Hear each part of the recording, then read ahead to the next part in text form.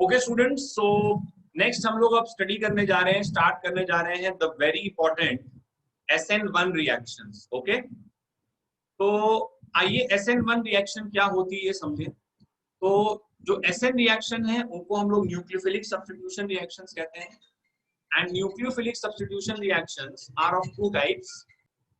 सो SN1 reactions जो होती हैं they are a type of nucleophilic substitution reactions. And nucleophilic substitution reactions basically दो categories में हम लोग दो टाइप की न्यूक्लियोफिलिक सब्स्टिट्यूशन रिएक्शन पढ़ेंगे बच्चों, ठीक है। एक SN1 एंड SN2।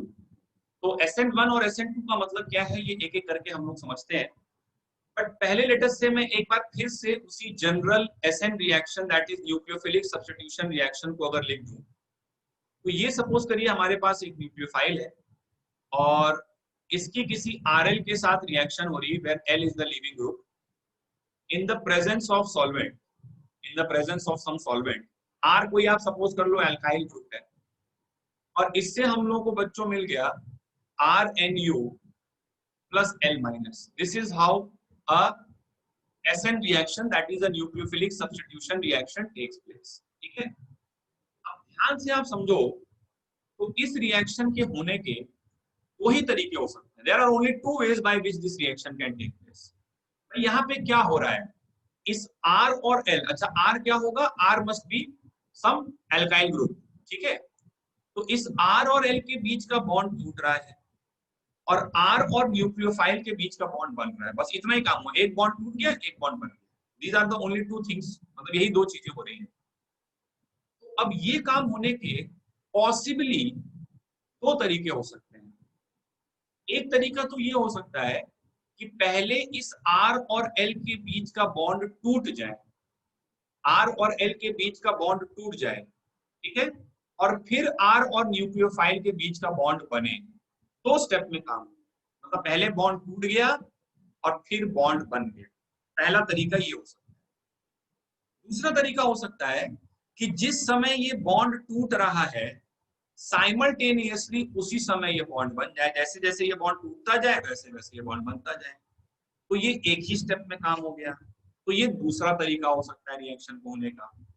इसके अलावा और कोई तीसरा मेथड नहीं है, मतलब ऐसा तो डेफिनेटली नहीं हो सकता कि पहले बॉन्ड बन जाए और फिर बॉन्ड टूटे। कि अगर पहले बॉन्ड बन गया तो अगर बॉन्ड बन गया तो कार्बन को क्या फिर पेंटावेलेंट कर दोगे क्या? यहाँ पे पेंटावेलेंट तो कार्बन हो नहीं सकता है। तो दो ही मेथड हो सकते हैं इस रिएक्शन के होने के। पहला मेथड कि फर्स्ट R और L के बीच का बॉन्ड टूटे, ठीक है, फिर उसके बाद न्यूक्लियोफाइल के साथ बॉन्ड बने। This is the first method. दूसरा मेथड है कि जिस समय L वाला बॉन्ड टूट रहा है उसी समय ये वाला बॉन्ड बन गया। This is the second method. इनमें से एक मेथड को हम बोलते हैं SN1 और दूसरे मेथड को हम बोलते हैं SN2। 1 और 2 क्या रिप्रेजेंट करता है, वो ऑर्डर ऑफ द रिएक्शन है। कैसे हो जाता है ये सब बात हम लोग करते हैं। तो सबसे पहले हम लोग फर्स्ट वाला मेथड डिस्कस करते हैं कि इस रिएक्शन के होने का तरीका कुछ ऐसा हो कि सबसे पहले स्टेप 1 में, पहले स्टेप में जो R और L के बीच का लिविंग ग्रुप के बीच का, अच्छा ये लिविंग ग्रुप जो है मैंने आपको बताया जनरली जैसे हेलोजन एटम है तो कुछ इस पे डेल्टा प्लस और डेल्टा माइनस तो रहता ही है, जैसे आपने कोई अल्काइल हैलाइड ले लिया मान, ठीक है। तो first step of the reaction में क्या हो कि ये लिविंग ग्रुप अपने बॉन्ड पेयर ऑफ इलेक्ट्रॉन्स को लेकर के यहां से डिपार्ट कर जाए, बॉन्ड पेयर ऑफ इलेक्ट्रॉन्स को लेकर के यहां से निकल मतलब लीव कर जाए, और इससे बच्चों जनरेट हो एक R plus which is a carbocation and an L minus जो कि लिविंग ग्रुप वहां से निकल गया। So this is the first step of the reaction, पहले बॉन्ड टूट गया, ठीक है। In the second step that is the step 2 of the reaction, दूसरा काम ये हो जाए कि अब ये जो R प्लस कार्बोकैटायन बना है वो इस न्यूक्लियोफाइल जो कि सिस्टम में पड़ा हुआ है उस न्यूक्लियोफाइल के साथ कंबाइन करके हमें RNU दे दे। तो ये रिएक्शन जो है वो दो स्टेप्स में हुई है। यहाँ पर एक कार्बोकैटायन इंटरमीडिएट बना है, ठीक है, कार्बोकैटायन इंटरमीडिएट बना है, और इंटरमीडिएट जो है वो हमको मालूम है पार्टिकल है जो रिएक्शन खत्म होने के पहले डिस्ट्रॉय हो जाता है। So this is your reaction intermediate, it is a 2 step process, ठीक है। तो बच्चों इस तरह से होने वाले रिएक्शन को हम लोग SN1 रिएक्शन बोलते हैं। क्यों SN1 बोलते हैं, आइए समझते हैं कुछ और इसके हम लोग नोट डाउन करते हैं कैरेक्टरिस्टिक्स।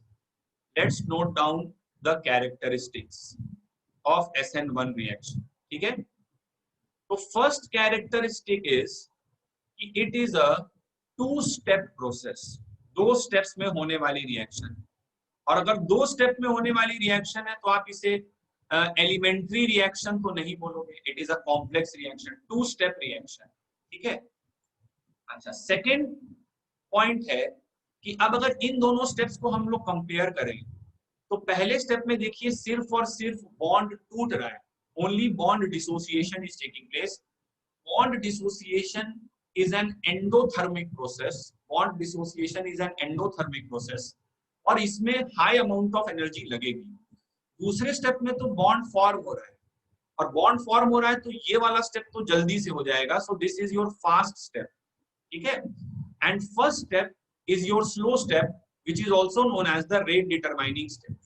ठीक है, तो सेकेंड स्टेप में हम लोग बात करें तो फर्स्ट स्टेप मतलब इस रिएक्शन के 2 स्टेप्स में हम लोग सेकेंड कैरेक्टरिस्टिक की बात करें तो फर्स्ट स्टेप जिसमें बेसिकली क्या हो रहा है कि there is generation of carbocation, generation of carbocation, carbocation intermediate, generation of carbocation intermediate. ठीक है, that step is the rate determining step of the reaction which means कि वो slow step। ठीक है, सेकेंड कैरेक्टरिस्टिक हो गई। थर्ड कैरेक्टरिस्टिक इसकी हुई कि अगर हम लोग इसके लिए रेट लॉ मैकेनिज्म लिखेंगे, रेट लॉ रिएक्शन लिखेंगे, तो आपने काइनेटिक्स अभी पढ़ा है, रेट लॉ एक्सप्रेशन हमेशा आरडीएस को लेकर के लिखा जाता है। तो we will write that rate of reaction, the rate of reaction is equals to K into the concentration of the substrate, K into the concentration of the substrate। ठीक है, यहाँ पे सबस्ट्रेट ही तो दिख रहा है ना भाई, तो सबस्ट्रेट की पावर 1 आ गया। तो अगर सबस्ट्रेट की पावर 1 यहाँ पर आया बच्चों, तो इस रिएक्शन का फोर्थ कैरेक्टरिस्टिक मैं लिखता हूँ, ऑर्डर अगर पूछूंगा तो ऑर्डर भैया तुम 1 बोलोगे, और ऑर्डर अगर 1 बोलोगे इसी कारण से इस रिएक्शन को SN1 रिएक्शन बोला जाता है, where 1 represents order। So nucleophilic substitution of first order, इसलिए इसको SN1 बोलते हैं, इसका शॉर्ट फॉर्म नाम है। ठीक है, इस बात पर गौर करिए कि कार्बोकटायन बन रहा है, और दुनिया में जब जब कार्बोकटायन बनता है तब तब रीअरेंजमेंट भी पॉसिबल होता है। कार्बोकटायन जो बनाओगे उसका अगर रीअरेंजमेंट करवाना है तो रीअरेंजमेंट करवा दोगे तब प्रोडक्ट बनाओगे। ठीक है, कार्बोकटायन का रीअरेंजमेंट इज पॉसिबल। ठीक है, सिक्स्थ कैरेक्टरिस्टिक हो गई। पहला मैकेनिज्म आप देख रहे हैं, इसलिए इसको खूब डिटेल में एनालाइज करते हैं, रीअरेंजमेंट इज पॉसिबल। ठीक है, फिर इसके बाद एक और पॉइंट आप देखिए कि यहाँ पर जो न्यूक्लियोफाइल है, न्यूक्लियोफाइल है वो रिएक्शन के फास्ट स्टेप में इन्वॉल्व है। जो पहला स्लो स्टेप जो कि क्रूशियल स्टेप है, जो आरडीएस है, उसमें तो दूर दूर तक न्यूक्लियोफाइल दिख ही नहीं रहा है भाई। पहले तो केवल क्या हुआ, आरएल का बॉन्ड टूट गया, कार्बोकटायन बन गया। अब कार्बोकटायन बनने के बाद वो न्यूक्लियोफाइल के साथ रिएक्ट कर रहा है। ठीक है, तो पहले आरडीएस में तो न्यूक्लियोफाइल कहीं नहीं दिख रहा है। तो अगर मैं पूछूं कि न्यूक्लियोफाइल मतलब रेट ऑफ रिएक्शन न्यूक्लियोफाइल की कंसंट्रेशन पे या न्यूक्लियोफाइल की स्ट्रेंथ पे कैसे डिपेंड करेगा, तो आपका जवाब होगा कि दोनों से इंडिपेंडेंट है। ठीक है, रेट ऑफ रिएक्शन ना तो न्यूक्लियोफाइल की कॉन्सेंट्रेशन पे डिपेंड करेगा, ना ही न्यूक्लियोफाइल की स्ट्रेंथ पे डिपेंड करेगा। आप कोई भी न्यूक्लियोफाइल यूज करो, रेट ऑफ रिएक्शन वही आएगा, बिकॉज एक कॉम्प्लेक्स रिएक्शन का जो रेट ऑफ रिएक्शन है that is controlled by the RDS, and through out the RDS दूर दूर तक कहीं भी न्यूक्लियोफाइल हमको नहीं दिखना है। Okay, so rate of reaction, ROR मतलब rate of reaction, is independent of the concentration and the strength of nucleophile, concentration and strength of nucleophile। ठीक है, concentration and strength of nucleophile से कोई लेना देना नहीं। अच्छा, अब फर्स्ट स्टेप में हो क्या रहा है, फर्स्ट स्टेप में जनरेट हो रहा है carbocation which is a intermediate. ठीक है, तो अगर हम लोग बात करें तो वो कार्बोकटायन जितना ज्यादा स्टेबल बनेगा, जितना ज्यादा स्टेबल बनेगा उतना फास्टर रेट ऑफ रिएक्शन होगा। भाई आरडीएस में कार्बोकटायन बना रहे हो, अब स्टेबल कार्बोकटायन है तो फास्टर फॉर्म होगा। ठीक है, सो प्यारे बच्चों, the rate of reaction is directly proportional to the stability of the carbocation, and in fact when you are comparing the stability of carbocation, तो मैं ये बात हिंदी में लिखता हूं कि जो पहला कार्बोकटायन बनेगा उसकी स्टेबिलिटी कंपेयर करना। रीअरेंजमेंट के बाद क्या हो सकता है इससे मतलब नहीं है, रीअरेंजमेंट दूसरा स्टेप हो गया ना यार। पहले एक कार्बोकटायन, जैसे मैं 3 सबस्ट्रेट दे दूं तुम्हें, तो 3 सबस्ट्रेट के 3 अलग अलग कार्बोकटायन तुमने बनाए। ठीक है, तो अब लीविंग ग्रुप जस्ट निकलने के बाद जो कार्बोकटायन बन रहा है, that carbocation is formed in the RDS. अब तुम बोलो कि इस कार्बोकटायन में सर रीअरेंजमेंट हो सकता है, हाँ हो सकता है, वो और स्टेबल बना सकता है, लेकिन वो दूसरा स्टेप है, वो सेकंड दूसरा स्टेप हो जाएगा। Rearrangement is another step in itself. ठीक है, सो कभी भी रेट ऑफ रिएक्शन अगर कंपेयर करना है तो that is directly proportional to stability of the carbocation, but जो फर्स्ट कार्बोकटायन बना उसकी स्टेबिलिटी कंपेयर करनी है रेट ऑफ रिएक्शन के लिए, नॉट जो रीअरेंजमेंट की बात बन सकता है उससे मतलब नहीं है, वो तो दूसरे स्टेप में चला गया। जो फर्स्ट कार्बोकटायन बना, we will discuss the stability of that carbocation. ठीक है, तो ये कुछ कैरेक्टरिस्टिक्स हो गए SN1 रिएक्शन के। और हाँ, एक और कैरेक्टरिस्टिक आरडीएस में और क्या दिख रहा है, आरडीएस में लिविंग ग्रुप भी तो दिख रहा है। लिविंग ग्रुप की एबिलिटी सबकी अलग अलग होती है। सो लिविंग ग्रुप हम क्या चाहेंगे, अच्छा हो कि खराब हो? ऑब्वियसली अच्छा हो यार। जितना फास्टर लिविंग ग्रुप होगा, मतलब जितना अच्छा लिविंग ग्रुप होगा, जितनी आसानी से लीव करेगा, उतना फास्टर रेट ऑफ रिएक्शन होगा। So rate of reaction is proportional to the leaving group ability, directly proportional to leaving group ability. ये बात ध्यान रखो कि यहाँ पर बच्चों न्यूक्लियोफाइल की कॉन्सेंट्रेशन बढ़ाने से कुछ नहीं होगा। भाई इसको तुम केमिकल काइनेटिक्स वाला, अगर तुम्हें आरडीएस वगैरह का कॉन्सेप्ट क्लियर है तो बहुत आसानी से ये बात समझ में आनी चाहिए। तुम न्यूक्लियोफाइल की कॉन्सेंट्रेशन अगर बढ़ाओगे, है ना, न्यूक्लियोफाइल की मतलब न्यूक्लियोफाइल तो तब पिक्चर में आएगा ना जब कार्बोकटायन बनेगा। अगर सिस्टम में कार्बोकटायन है ही नहीं और मैं न्यूक्लियोफाइल बढ़ाए जा रहा हूँ, तो इससे कोई रिएक्शन के रेट पे तो फर्क नहीं पड़ने वाला। कार्बोकटायन पहले आएगा तभी तो न्यूक्लियोफाइल। जैसे वो एग्जाम्पल याद करो, केमिकल काइनेटिक्स में देता हूँ कि वो फैक्ट्री का, कपड़े शर्ट बनाने की फैक्ट्री है, तो कपड़ा काट रहा है, एक सिल रहा है, एक उसको पैक कर रहा है ना। तो जो सबसे स्लोएस्ट आदमी होगा उसका रेट बढ़ाने से रेट बढ़ेगा ना। तो यहाँ पे हम रेट बढ़ा सकते हैं इस सबस्ट्रेट की कंसंट्रेशन बढ़ा के। न्यूक्लियोफाइल से यहाँ पर कोई लेना देना नहीं है। Concentration as well as strength of nucleophile यहाँ पे मैटर नहीं करता है।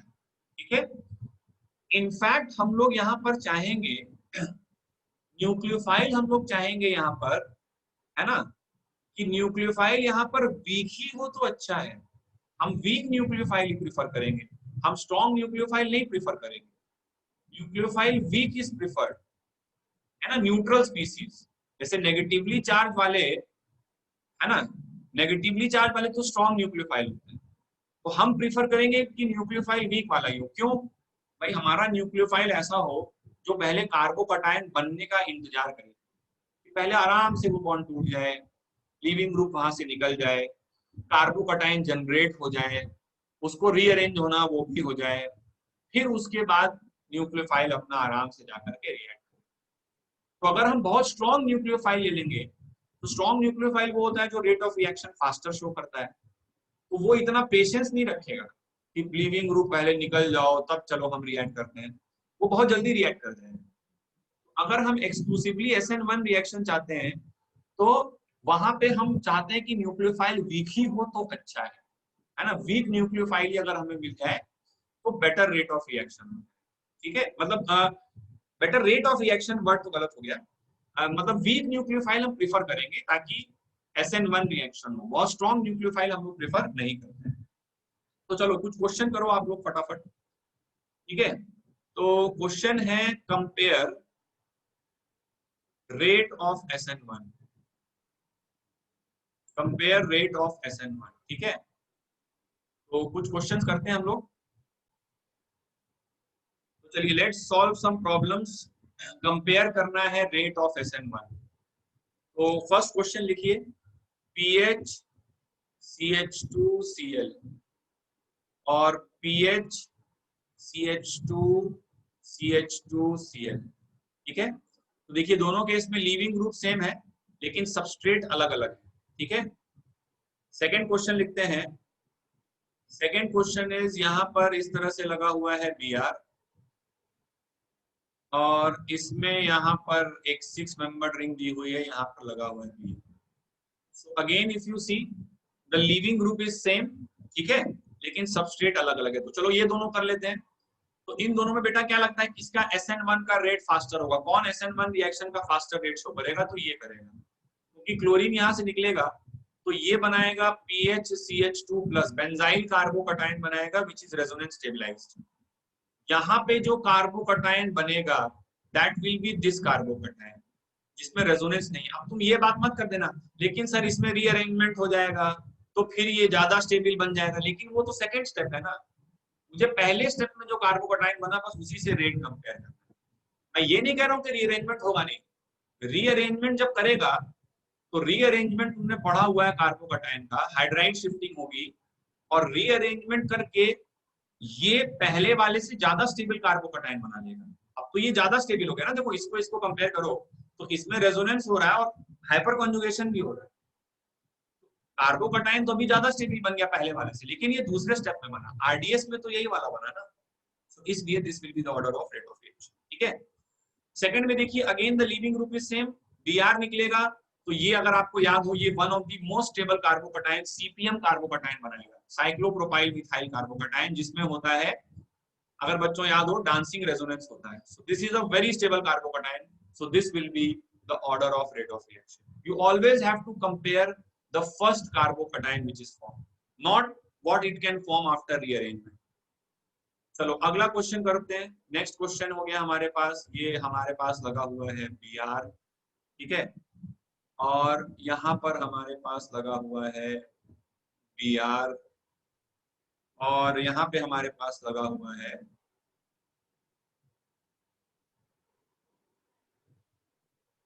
Br, ठीक है। ये तीनों स्पीसीज हैं। So again if you see the leaving group is same in all cases, leaving group same है तो इनके हम लोग बनाते हैं कार्बोकटायंस। Br को निकाल दीजिए, कार्बोकटायन जनरेट करिए। तो कार्बोकटायन अगर आप जनरेट करोगे तो यहाँ पे प्लस चार्ज आएगा।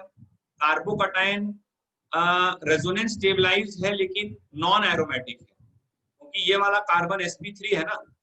अच्छा यहाँ पे Br निकालिए, इस पोजीशन पे कार्बोकटायन आएगा, एंटी एरोमेटिक बनेगा 4 पाई इलेक्ट्रॉन्स, और यहाँ पर निकालिए, यहाँ प्लस चार्ज आएगा, pi sigma lone pair conjugation है, एक लोन पेयर डिलोकलाइज होगा 6 pi electrons. So this is aromatic most stable carbocation, number 1 rate इसका होगा। नंबर 2 रेट इसका होगा, this is aromatic carbocation, this is non aromatic carbocation and this is anti aromatic carbocation. तो सबसे ज्यादा stable carbocation ये, number 1 rate इसका, number 2 इसका और नंबर 3 इसका, ठीक है। क्लियर है बात? ये जितना स्टेबल कार्बोकटायन उतना अच्छा रेट ऑफ रिएक्शन। फोर्थ देखते हैं, फोर्थ क्वेश्चन करते हैं। तो फोर्थ क्वेश्चन में हमारे पास यहाँ पर है OTS। OTS अगर आपको याद आ रहा हो तो साइलेट को बोलते हैं, बहुत अच्छा लीविंग ग्रुप होता है, ठीक है। और यहाँ पर हमारे पास है एक इस टाइप से OTS। तो लीविंग ग्रुप में सेम रख रहा हूँ, केवल सबस्ट्रेट का स्ट्रक्चर चेंज कर रहा हूँ, लेकिन लीविंग ग्रुप भी चेंज हो नेक्स्ट टर्न पे उसके क्वेश्चंस करेंगे तो लीविंग ग्रुप एबिलिटी से भी हम लोग कंपेयर कर सकते हैं। अब इनमें देखा जाए बच्चों, तो इनमें देखा जाए तो OTS को निकाल देंगे, इस OTS को भी निकाल देंगे, ठीक है। Both OTS can be remove and यहां से हम लोगों को कार्बोकटायन मिलेगा ये वाला, और इससे हम लोगों को कार्बोकटायन मिलेगा ये वाला। अब देखिए ये CPM नहीं है, दोनों ही 3 डिग्री कार्बोकटायन है, दोनों ही 3 डिग्री कार्बोकटायन है, दोनों में अल्फा H वगैरह सब कुछ सेम है। तो यहाँ पे हम लोग कैसे चेक कर लेंगे? यहाँ पे हम लोग चेक कर लेंगे रिंग की स्टेबिलिटी से, ठीक है, देखो यहाँ पे अल्फा एच वगैरह से नहीं सोच पाओगे बेटा। अच्छा, इसमें डांसिंग रेजोनेंस मत करवा देना इस कार्बोकैटायन में। डांसिंग रेजोनेंस तब होता है जब यहाँ पे प्लस चार्ज आता है, तो इसमें डांसिंग रेजोनेंस नहीं है। इसमें 3 हाइड्रोजन यहाँ, 2 हाइड्रोजन यहाँ, 2 हाइड्रोजन यहाँ, है ना, तो 3 2 5 2 7 अल्फा हाइड्रोजन है। और इसमें अगर देखो, इसमें भी 3 2 5 और 2 7 अल्फा हाइड्रोजन, दोनों में ही सेम अल्फा हाइड्रोजन है, हाइपर कॉन्जुगेशन सेम हो रहा है। ठीक है, तो हम कैसे डिसाइड करेंगे? रिंग की स्टेबिलिटी से। और रिंग की स्टेबिलिटी से यू नो कि 6 membered ring is more stable than 3 membered ring, तो this will be the order of stability. और ये कार्बोकैटायन ज्यादा स्टेबल है तो इसका rate of reaction will be faster. ठीक है, चलिए एक दो क्वेश्चन और करते हैं। नेक्स्ट क्वेश्चन नंबर 5 है कि हमारे पास यहाँ पर लगा हुआ है ऑक्सीजन, ठीक है, और यहाँ पर है क्लोरीन, और यहाँ पर लगा हुआ है N, H, और यहाँ पर है क्लोरीन। ठीक है, इनमें रेट ऑफ रिएक्शन कंपेयर करना है, SN1 का रेट ऑफ SN1 कंपेयर करना है। एंड नेक्स्ट क्वेश्चन इज कि यहाँ पर है ऑक्सीजन और क्लोरीन, और यहाँ पर है ऑक्सीजन और क्लोरीन, तो इन दोनों में रेट ऑफ SN1 कंपेयर करना है। So again students, if we see, तो क्लोरीन यहाँ से निकलेगा, इधर कार्बोकैटायन आएगा, ऑक्सीजन का प्लस M लगेगा। क्लोरीन यहाँ से निकलेगा, यहाँ पे प्लस चार्ज आएगा, नाइट्रोजन का प्लस M लगेगा। नाइट्रोजन का प्लस M ऑक्सीजन से ज्यादा होता है, कि नाइट्रोजन जब प्लस M दिखाता है तो N पे प्लस चार्ज आता है, ये ज्यादा इलेक्ट्रॉन डोनेटिंग इफेक्ट है ना इसका प्लस M, तो इसलिए इसका रेट ऑफ रिएक्शन ज्यादा होगा। And question number 6 is very simple. Question number 6 में क्लोरीन को निकालिए, इस क्लोरीन को निकालिए, यहाँ पे कार्बोकैटायन रेजोनेंस स्टेबलाइज बनेगा, यहाँ पे क्लोरीन को निकालिए, कार्बोकैटायन बनेगा, रीअरेंजमेंट होकर रेजोनेंस स्टेबलाइज बन सकता है और बनेगा भी, लेकिन जो फर्स्ट कार्बोकैटायन है वो रेजोनेंस स्टेबलाइज नहीं होगा। ठीक है, सो इसका रेट ऑफ रिएक्शन ज्यादा होता है। ठीक है, so this is how we compare the rate of SN1। SN1 के बारे में कुछ और बातें और कुछ और क्वेश्चंस, और फिर उसके बाद फाइनली फिर SN2, ये हम लोग मिलेंगे नेक्स्ट क्लास में, तब हम लोग अब इस टॉपिक को कंटिन्यू करेंगे। अभी SN1 के कुछ और कैरेक्टरिस्टिक्स देखेंगे, उसकी स्टीरियोकेमिस्ट्री देखेंगे, किस तरह का सॉल्वेंट यूज करना है, ये हम लोग पढ़ेंगे नेक्स्ट क्लास में, और फिर उसके बाद हम लोग साथ साथ SN2 भी स्टार्ट करेंगे। ठीक है, तो नेक्स्ट क्लास में हम लोग SN2 को स्टार्ट करते हैं।